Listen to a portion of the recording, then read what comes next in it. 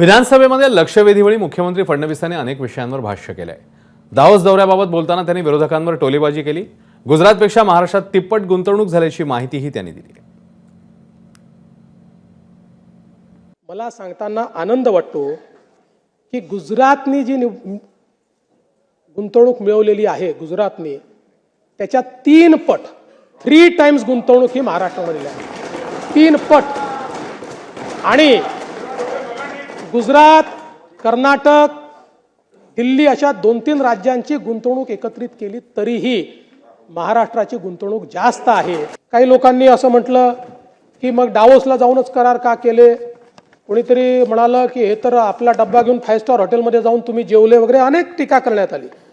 आता टीका करणाऱ्यांनी मला हे सांगावं, 2022ला डावोसला कोण गेलं होतं? आदित्यजी गेले होते ना, आदित्यजी गेले होते, आदित्य ठाकरेजी गेले होते। आमच्या महाराष्ट्रातलेच नेते रोज सांगतात गुजरात आघाडीवर, गुजरात आघाडीवर, गुजरात आघाडीवर, गुजरात आघाडीवर। म्हणजे इतके चांगले अँबॅसेडर गुजरात राज्याला आमच्या महाराष्ट्रात मिळाल्यानंतर त्यांनी विज्ञापनावर का बरं खर्च करावा?